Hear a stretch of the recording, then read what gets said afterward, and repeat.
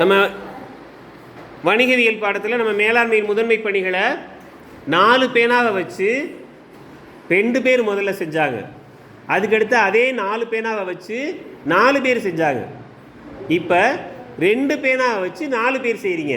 அப்படி செய்யும்போது உங்களுடைய மனநிலையை நீங்கள் எப்படி கட்டுப்படுத்துகிறீங்க, கரெக்டாக கொண்டு வந்து உங்களுடைய இலக்கை நீங்கள் எப்படி அடைகிறீங்க, சரியா? நீங்கள் எப்படி உங்களுடைய மேனேஜ்மெண்ட் பவரை இதில் வெளிப்படுத்துகிறீங்க அப்படிங்கிறதுக்கு இது ஒரு சின்ன உதாரணம். ஓகேயா? 2 பேனாவை வச்சு நீங்கள் அந்த செயலை செய்யும்போது ஒரு பக்கம் பால் உருளும். நீங்கள் சரியான மனநிலை இல்லை அப்படின்னா மேல் பக்கம் உருளலாம் அல்லது கீழ் பக்கம் உருளலாம். அப்படி உருளாமல் உங்கள் மனநிலையை கட்டுப்படுத்தி உங்களுக்குள்ள ஒருங்கிணைஞ்சு செயல்பட்டு இந்த பந்தை கொண்டாந்து எப்படி இங்கே வைக்க போகிறீங்க அப்படிங்கிறது தான் இந்த செயலோட முக்கியமான நோக்கம். சரியா? எங்கே செய்யுங்க பார்ப்போம்.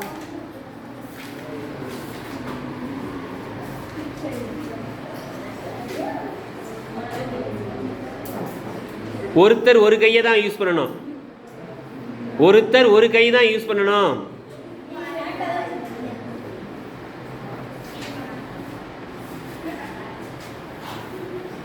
ஒருத்தர் ஒரே ஒரு கையை மட்டும்தான் யூஸ் பண்ணணும்.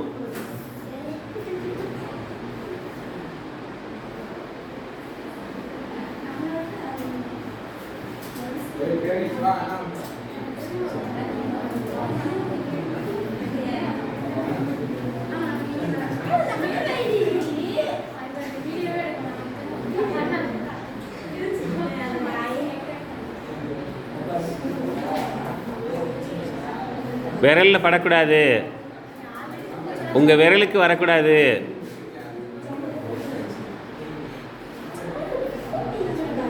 இல்லை இல்லை இல்லை, மறுபடியும் நில்லு, மறுபடியும் நில்லு. சரி, இங்கே வாடா.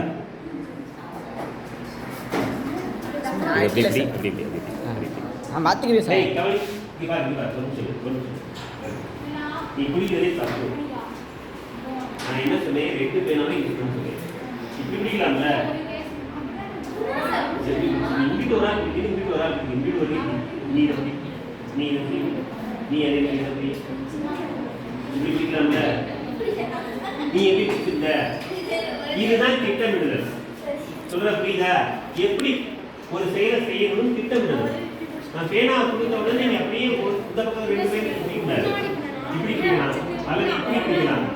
பிடிக்கலாம் இல்லையா? இவ்வளவு எப்படி கரெக்டாக கொண்டு வரும். திட்டமிடணும், எப்படி செய்யணும் திட்டமிடணும்.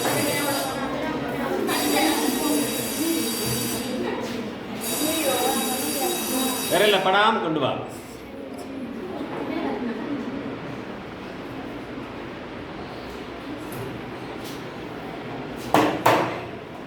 ஓகே, வாங்க.